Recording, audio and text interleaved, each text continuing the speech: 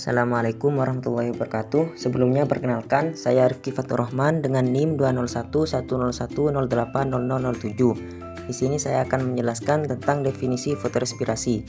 Fotorespirasi atau yang biasa disebut dengan respirasi cahaya merupakan proses penapasan pada tumbuhan yang dibangun oleh penerimaan cahaya yang diterima dengan daun. Kebutuhan energi serta oksigen di bagian dalam sel turut berpengaruh pada fotorespirasi. Tahap ini sering dipandang sebagai bentuk inefisiensi dalam metabolisme tumbuhan karena mengoksidasi terus produk fotosintesis berupa glukosa.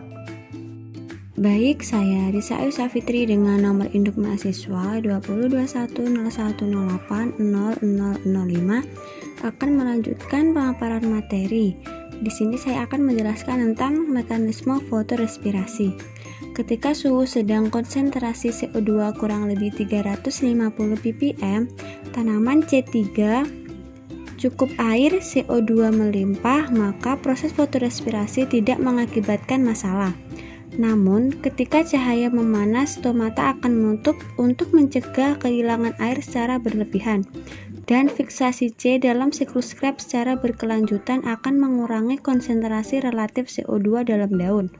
Ketika CO2 mencapai tingkat kritis kurang lebih 50 ppm, maka Rubisco berhenti menfiksasi CO2 dan akan mengikat O2.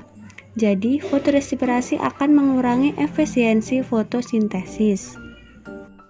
Pada fotorespirasi, Rubisco mengikat O2 lalu mengoksidasi ribulosa bifosfat menjadi 3-fosfogliserat dan fosfoglikotat. 3-fosfogliserat langsung masuk pada siklus Calvin, tetapi fosfoglikotat menempuh jalur panjang memutar melibatkan 3 organel, yaitu mitokondria, periksisom, dan kloroplas. Di mitokondria, proses ini melepas CO2 seperti respirasi sel. Oleh sebab itu, proses ini dinamakan fotorespirasi. Meskipun dalam jalur berputar balik pada fotorespirasi, beberapa fosfogliserat kembali ke siklus Calvin. 3-fosfogliserat yang terbentuk pada kloroplas diubah menjadi ribulosa bifosfat melalui tahap reduksi dan regenerasi dalam siklus Calvin.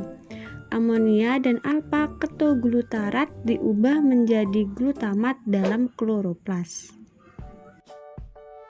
Baik, selanjutnya saya akan melanjutkan penjelasan dari Risa Ayu Safitri. Saya Rizkana Oktavia dengan nomor NIM 20110180005 akan menjelaskan mengenai fotorespirasi pada tanaman C3, C4, dan CAM. Yang pertama yaitu fotorespirasi pada tanaman C3. Nah, pada tanaman C3 ini pengambilan karbon dioksida terjadi pada siang hari, sehingga pada siang hari stomata akan terbuka sebagai jalan masuknya karbon dioksida. Dan kemudian karbon dioksida akan diikat oleh RUBP dikatalisis oleh enzim Rubisco. Namun pada cuaca panas, enzim Rubisco akan memiliki afinitas atau daya ikat tinggi terhadap oksigen. Oleh karena itu, pada cuaca panas RUBP akan berikatan dengan oksigen bukan karbon dioksida. Hal tersebut menyebabkan terjadinya fotorespirasi pada C3. Dan untuk fotorespirasi pada tanaman C4, yaitu pada tanaman C4 reaksi fotorespirasi pada tumbuhan C4 sangat rendah. Terjadi karena pada tumbuhan C4 memiliki enzim pengikat CO2 atau PEP. Nah, tumbuhan C4 ini memiliki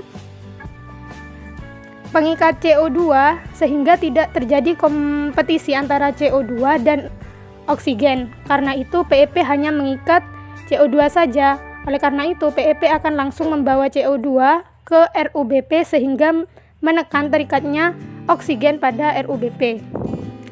Sedangkan fotorespirasi pada tanaman CAM, tingkat terjadinya fotorespirasi pada tanaman ini cukup rendah.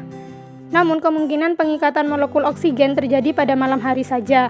Nah, fotorespirasi pada tanaman CAM ini biasanya berlangsung hanya sore sampai malam saja.